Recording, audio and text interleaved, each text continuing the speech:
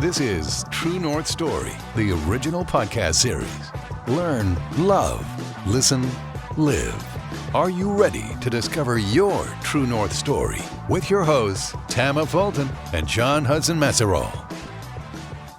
Joe, real quick, I just wanted to ask you where, because I'm looking at a map and I was equating myself with the Salish Sea, and where in the overall ecosystem are you located? Where do you live and call home? So kind of right in the middle of the Salish Sea is the San Juan Island archipelago, and there's an island that looks like a horseshoe, and that's Orcas Island, and I live on Orcas Island. Oh, how cool.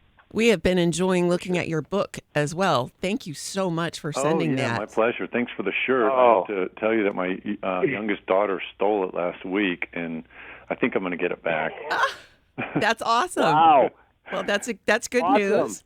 Yeah, that's a good shirt. I think I'm going to wear it. I'm like, I need it back. Yeah, you do. Take a picture of yourself, or have your daughter take a picture of you. I'll do that. Yeah, out there. Yeah. Even my wife stood up for me. She said, your papa looks good in that shirt. I think you need to give back to him. Oh, all right. Love it. So, yeah, thank you. You know, the last time we talked on the phone, we talked a little bit about our premise here with True North Story, and it's helping be inspirational and motivational to folks who are looking for something bigger than themselves, reason for being on the planet for the time that we are. Obviously, you've had a journey. Did you always want to be a vet, Joe? I think I always liked animals. I mean, even since time before I remember, my parents tell stories of me showing up with when we were in Texas for a little while, a poisonous caterpillar and a swollen hand. And I was just stoked to have found the caterpillar and couldn't care less about my swollen hand. And and I think as I grew up, my parents were kind of in the medical field. And so I was fascinated with diseases and things like that. And so I think when the two of those sort of things came together, my interest in wildlife and my interest in medicine came together, vet school seemed like a pretty natural progression for me. So were you the kid that always was trying to rescue little birds that you'd find, or pick up worms, bring them home and make them pets? Or much to my parents' chagrin, I was, and they were. I have to give them a lot of credit because they were quite tolerant. And I was just reflecting last weekend with a friend of mine. There were episodes though where I think I pushed their tolerance. I remember one time, even in elementary school, I caught a snake. I spent a lot of time outside in the woods, and I brought it home, and it bit my sister, and then it got away in the house. And my dad said, what kind of snake was it? And I said, well, I don't know. I haven't identified it yet. And he was just fuming. Yikes. He said, you brought a snake into the house. It bit your sister. You let it go. You don't know if it's poisonous or not? I said, no, Bob, I don't know. He said, you find that snake. And I ultimately found it and identified it, and it wasn't poisonous. And Thank I had goodness. to show him the book and show him the Your snake. sister is He really believed happy me. about that, by the way. Yeah, my sister. I could have cared less about my sister, you know. And then I said, were you serious about no more animals in the house? No, I wasn't. I was just mad. But really, think about how stupid that was. I'm like, okay. Let me ask Joe, as we're talking about this journey as we get older and we develop things that are passions and things that are deep-seated motivations for us of things we want to do, emotional connections. What role do you think our parents play in helping shape that? Well, I think for me, my parents played a huge role, and I think that they, in the biggest part, but just being tolerant and supporting what I was fascinated and interested with, even though it was not something that they saw in themselves. And I think that, you know, that they were. I was lucky to have that. I think some of my friends didn't have that. Then it was harder for them to kind of follow that path of who they were and what they wanted to do because they had to fight harder for that. For me, you know, I think I was encouraged to be the weird kid that I was, and other friends that don't have that, I think it takes them a little while to say, gosh, you know, I've built this career as an accountant, but what I really love is dancing. and you know, I want to get back to that. Right. To be able to follow that. Right. Well, and that's why I wanted to ask that question, because I think it's really important that maybe there's a parent out there right now that, you know, has a child that wants to be a dancer, to use your example, and they want them to get a career that, you know, is going to pay the bills maybe a little bit more regularly. Not that dancers don't make money, but I want us to be able to encourage people to see how we can empower other people to really find their passions and pursue them and make their dreams reality, because I think that society benefits so much better from people who are working and pursuing. And I mean, look at what you've been able to do. It's amazing, and we'll get into that more. But I wanted to point that out because it sounds like your parents were helpful in your journey. Yeah, they were. I was super lucky. So when you go to vet school, obviously you're not studying sea life necessarily, right, Joe? So did you have to start off kind of on the cat and dog track for a little bit in school, and then, or did you always know you wanted to do exotic kinds of things? That's a great question. Everybody really starts off with the same domestic animals. You start off with the dog and the cat and the horse and the cow, and then you get a little bit of chicken, a little bit of pig, that sort of thing. And some people, that's what they want to do, and that's great. For me, I had to have the bigger vision to say, hey, we may be dissecting a dog right now, but this is really the same anatomy for a wild dog, or we may be working on a cat, but this is really the same anatomy for a tiger, it just in a small version. So you have to have that sort of a vision to be able to see the big picture on that. And even I consider medical school at one point. I worked at an orphanage in Guatemala with my wife before vet school, and I was kind of the de facto health person at this place. But I kept telling myself, gosh, if you go to medical school and you're going to be learning something, you're going to say, I wonder how that works in a giraffe, And so the nice thing about vet school is there are people there that you can go to and say, how does this work differently in this animal? Because you've got to deal with this. And so there are people there that can answer those questions for you and keep you encouraged along the way. So how did the transition? You weren't from the Pacific Northwest to begin with. You're in vet school, and you start building a veterinary practice. And then what did that transition kind of look like, Joe, where you said maybe I want to pivot a little bit into this area? So I was pretty lucky, John. When I came out, I lucked into a position working in Zimbabwe for the Philadelphia Zoo. And they needed a person to go over there and work at a wild animal park. So I got my foot in the door pretty early doing wildlife stuff, and that was short term. It only lasted a year, and then I came back to the U.S. and went into mixed animal practice, which is kind of the James Harriet, where you do dogs and cats and cows and horses. But I missed the wildlife, and I kind of missed thinking about the big picture of how do we save populations of wildlife, and that's when I went back to school and got a Ph.D. And while I was doing that, I was lucky to get a job at the University of Georgia, and so I worked there and went to school there. And when I had finished my Ph.D., you start looking to figure out, well, am I going to go back to the James Harriet job because I got kids' mouths to feed, or am I going to luck into something else? And that's when I saw the job working out here back in the late 90s, and there was this new thing called a listserv where you got these emails, and I just saw a job advertisement. I remember telling my wife, because my wife had family out here, and we'd been to the San Juans, and it was a beautiful place. And I said, well, I'm gonna apply for this job. And she said, why? You're not really qualified. And I thought, well, gosh, you always have my back.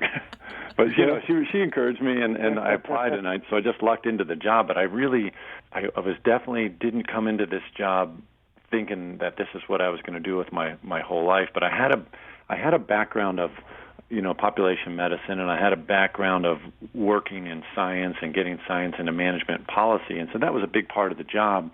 And what I didn't have was all of this training in marine science. I joke about how naive I was, but I'll give you a story of an example. There's a teacher here teaching marine biology on the island, and so I met with her pretty early, and she said, oh, great that you're here. And I said, oh, great that you're here, because I have a lot of questions. And about 2 weeks into the job, one day she said, Joe, I have a question for you. And I said, sure, Patty, because I'm always having questions for you. She said, are you in a witness protection program? And I said, because I know so little. She said, yeah. I said, no, I just lucked into a job, and I got a lot to learn. So for me, it was, it was like drinking from a fire hose from day one. But the nice thing was, I loved it. And so it was just a joy for me to learn. And I still am. I still am always talking to people and reading stuff and learning new things. And that's really one of the things that just makes it so fun. It's funny that Tam and I were just talking not too long ago about the older we get, the more, or at least I'll take ownership for this, but I said the older we get, the more I understand how much I really don't know about everything. You know what I mean? And it's okay to say, I don't know everything. And you know what? I want to learn, and I want to spend, every moment I have left on this planet trying to learn more about the things that I feel are important and just have weight. And it's amazing to hear you say that. Do you believe that you really lucked into the position, or do you believe more that it was meant to be and it was your career path and you would put yourself in a position for that to play out the way that it did? Yeah, that's a good question, and I think that there's for me there's always a component of luck to things. Sometimes things just happen, but look, I did have a job. I did have a veterinary degree. I had a Ph.D. I had worked at the interface between science and politics. So I had a couple qualifications for the job that they were looking for. I think there is some lucky component to that, but I think some of it I didn't luck into it as a hot dog salesman or something like that. I had some background that they were looking for. Convinced them that I'm maybe a little slow on the uptake for the first couple months, but give me some time, and I was going to learn everything I could learn about this stuff and do a good job for them. I was looking through your book, and we'll get to how this book came about, because I think it's amazing and just absolutely beautiful. That's an incredible book. Everybody should have this on their coffee table, I think, if they... Thanks, Tama. Just gorgeous pictures of nature and just... the environment, and it's yes. well written, and there's tons of information in there. The pictures are absolutely amazing. There's one quote in here, and it's in the chapter called "It Takes a Forest." When we try to pick out anything by itself, we find it hitched to everything else in the universe. A quote by John Muir. I think it's very poignant, and I want to find out how you feel about that. Studying ecosystems, and we as a collective, we're all sort of connected, aren't we?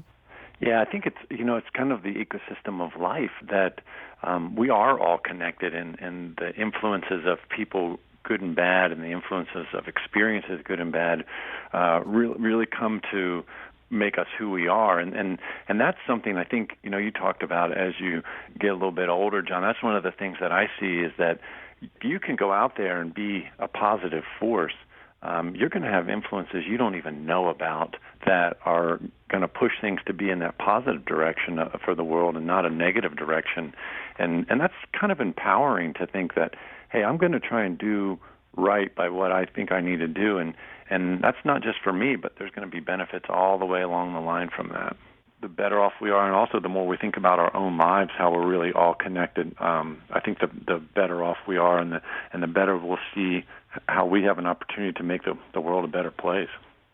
Are you seeing kind of a shift, and we could talk culturally here, of people wanting to learn more, know more, be more involved with the environment and the impact that they have upon it? I mean, it's always been on the fringes, but do you think that's moving maybe more to the center now, Joe? I would think so, and I may be biased, John, from my point of view because I work in the field, but I do see that people are realizing more and more. It's actually within our own self-best interest to take care of the resources that we depend on, and even try and figure out the most furthest remove. Maybe you live in an apartment building in downtown New York City and you don't even notice there's a couple trees on the street, but, where does your food come from? Where does your water come from? What makes your climate?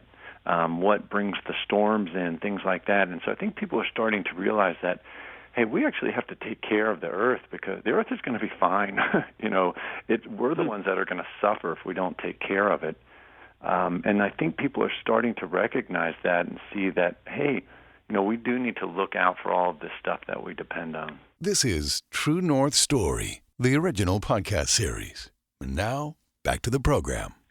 Part of what Tam and I are trying to do with True North Story is encourage people. We always say encourage and inspire and motivate and most importantly, offer hope to people. through our guests and through their stories and things that they've accomplished and how they've accomplished it and what is important in their lives. And I think more than anything, our hope is that people will think outside the box of maybe the traditional societal professions. And having someone like you talk about this, and, you said a little bit of luck and maybe a little bit of fate and, all of that coming together. But, look at the impact you have been able to have on the environment and on the ecosystem and on animals and everyone you interact with just through that process. And that you mentioned the word empowering. That's what passion and purpose can do, right? Yeah, I think so. I think that if you really follow what makes you happy, what makes you want to get up in the morning, that's where you're going to have the biggest impact, because you think about it all the time. I think some people don't have the opportunity. My grandfather was a coal miner, and he didn't think about that on the weekends, about how I can do this better or whatever. I'm sure he did a good job when he worked during the week, but, I'm always thinking about how do we make this place better? What do we do? What can we do? What's working? What's not working? And then, it's like my life is a busman's holiday. On the weekend, what do I want to do? I want to go to the beach with my kids and do something like that. I'm always working on it. And it's because it's not work right at that point. It's my passion. It's my love. And you've shared that love through this amazing book, The Salish Sea, Jewel of the Pacific Northwest. Tell us how this book came about, Joe. That's a great question. I've always thought that, to get people to want to take care of a place, they say you want to get people to know that place. Rachel Carson said, when we know something, we can't find it in ourselves to destroy it. We find it in ourselves to take care of it. And so I've always wanted to have a story about this place that allowed people to know it and to connect to it, and then ultimately that would make them want to protect it or take care of it. And those are kind of the tenets for place-based conservation: to know and connect and protect. And so I've been kind of working in that realm, but I'd never written a book before, and I'm I'm a competent scientific writer, but I'm not a great writer. But I do know a lot about this place, and I'm very lucky when I met my co-author, Audrey Benedict, and she is a beautiful writer, and she had written several books on different areas. After we became friends, she said, "Hey, have you ever thought of doing a book on the Salish Sea?" And I said, "Audrey, I think about that all the time, but I don't really even know where to start." And she said, "Well, let me show you a couple books I've written." And she showed me one called Valley of the Dunes, which is a similar format about the Great Sand Dunes in Colorado. And that book was very instrumental in getting that area declared a national monument. And I looked at that book, and I was just blown away. And I thought, gosh, if we can do something half this great, we have to do it. So I said, Audrey, we have to do this. You and I, we have to work together on this. And so that's how the journey started. And we knew that we could put the words down, but we also knew that to get a bigger audience, we wanted to make it where people didn't have to read it from cover to cover. They could bite off a little section.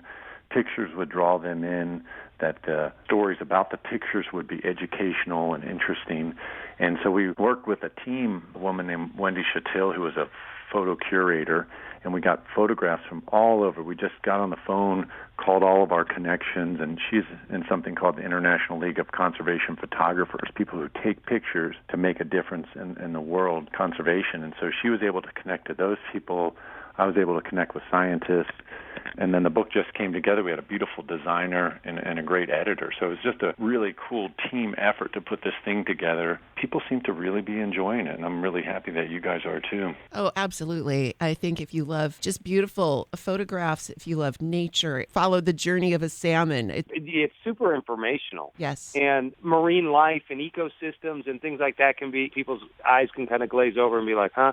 But the pictures and then the way it's written, the way you and Audrey wrote this, it's very easy to understand, and it conveys information along with the photographs in a very understandable way. I'm telling you, I noticed myself picking it up, and then I can't put it down. I'm like, oh, well, I'm just looking at this, and then I flip a couple of pages forward, right? And then I'm into something else. I'm reading all about that, and it's hard to put down. And I love hearing that. That's what everybody wants to have with their book. We've had people, like you're saying, they'll come up, maybe we'll be giving a talk on the book or something like that, and they'll say, gosh, I never knew this. I've lived here for 30 years, and this is cray-cray. I mean, wow, this stuff is right off my backyard, you know. It's been really enjoyable. The SeaDoc Society, which is kind of like sea doctors, started from Orcas Island, came to the veterinary school at UC Davis, the Center of Excellence called the Wildlife Health Center, the Karen C. Dreyer Wildlife Health Center.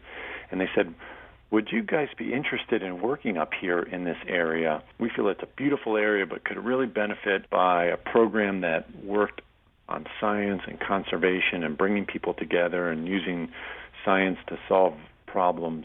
The dean of the vet school at that time, he said, yeah, sure, we work all over the world. We can work in British Columbia. We can work in Washington. And so they made a donation at that time, and that's really I think a key part of the story is that those people wanted to make a difference in where they lived in a place that they loved, and they had some money to put into it. And so they made a donation at that time to the veterinary school to start the program. And I think it ended up being about $1.7 million, and this is in about 1999, 2000. And that was the genesis of the program. And I was hired a year later. They wanted to have a person that could be on site and administer grants and look for issues where we could make a difference and things like that. And that's when I came into the picture. And we've always been a program of the veterinary school. And people, we're talking about healthy wildlife populations, and veterinarians are really good at that, about wildlife health and population health, and are also good at working with healthy ecosystems. And then people say, oh, okay, that starts to make sense. And then when you think a little step further that, healthy wildlife populations need healthy ecosystems, people need healthy ecosystems, it's really all this one health picture.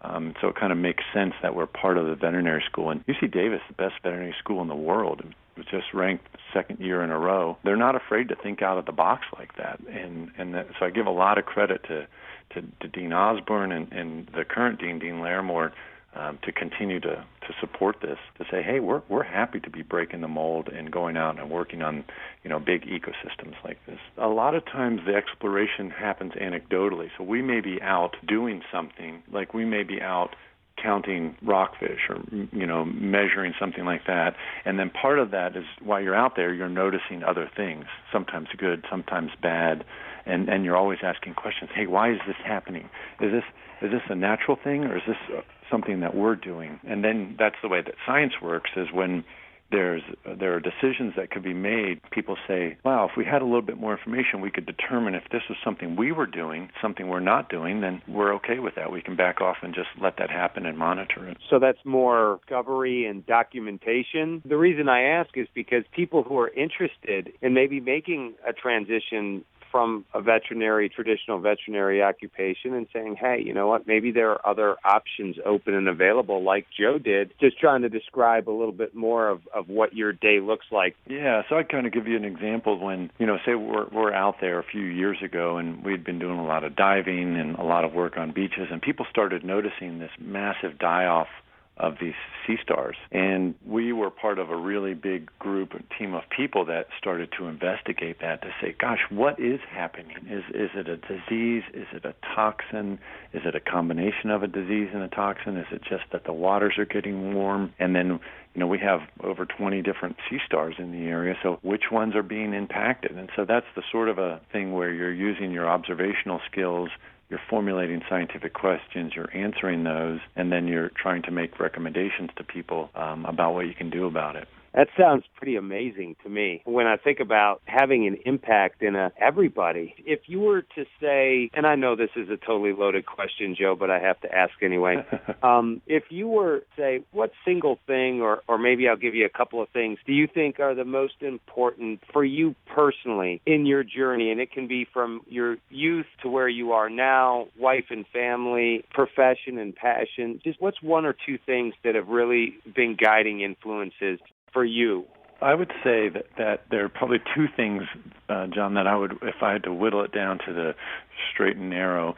And one of them is being able to acknowledge what you're interested in and what you're passionate about, being able to acknowledge that and follow that. And for me, obviously, it was my interest in wildlife and my interest in wild places and ecosystems.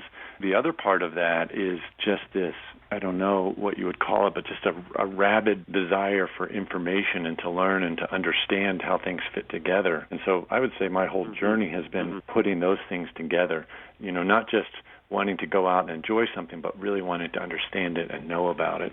That's one thing that we as a society, it's the internet and technology has really enabled so much information. But yet I wonder sometimes if we're not even processing it because it's so much. It's like we shut down. And your hunger, your voracious appetite to know and understand and learn more about the things that you're passionate in as well as other things, I wonder sometimes if we just have to find that which we engage with, and then we have that hunger, then we want to learn. But if it's just information for information's sake, we don't hear it. It's just noise. Yeah, because there's a lot of noise out there. But I think you're so right. I think when it becomes something, it goes from noise to information. That's when you just are glomming onto it and you're wanting to absorb it, learn about it, and own it, and then share it. Do you ever feel like you're just a very small part of a vast universe, Joe? Yeah, I totally do. And it's humbling because you think, you look around and even when you see something, so there's a table in that book where we have longevity. And, even when you think that a rockfish can live to be over 200 years old or a red urchin can live to be 150 years old, you think, gosh, I'm only here a really short time. And there's a lot of things that are going to be here a lot longer than I'm here. And then even if you start looking at geology versus biology, and people are talking about not hundreds of years, but tens of thousands and millions of years, you just think, wow, I'm just a little speck here.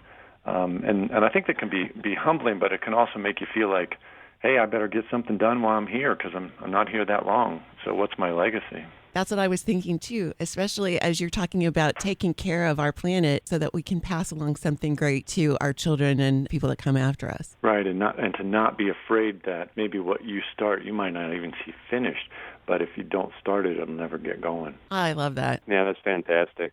What can we do to help you, Joe, and draw awareness to SeaDoc Society and to other projects and things that you have going and could use help with? One thing is that just to help people realize that we're all dependent on taking care of what's out there. All of our economy and things like that, our resources. We need healthy drinking water. Look at Flint, Michigan. We need places to recreate. Our souls need that. Go to Central Park or go to Green Lake in Seattle and see how people are just flocking to this natural space. We have to take care of that, and it's not something that it's not market driven. There are things we don't have to take care of the Seahawks. That's a market driven thing. People are going to buy tickets. They're going to go there. But these resources, the Salish Sea and our environment, we need to make an investment in that, and because it's not going to just happen by itself. So we need to recognize it's important and make an investment. And for some people that may be, being a teacher or a docent, and for other people it may be supporting a program or doing something like buying a copy of a book for a friend of yours that you think is interested in the area. And we will certainly help highlighting the book as well as help draw attention and awareness to those things for you so that folks can get involved and can donate and do what they can to help, because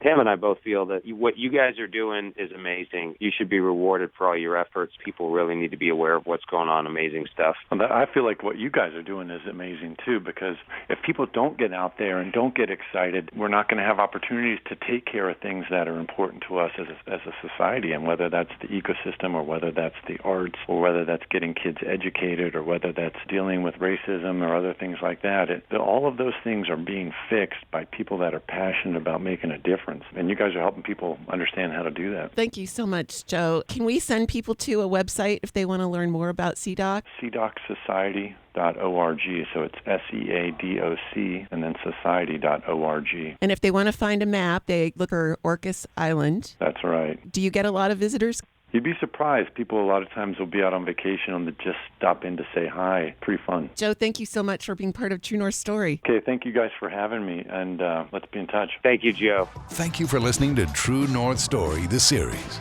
Follow us on Twitter @True North Story. And tune in next time for another True North Story.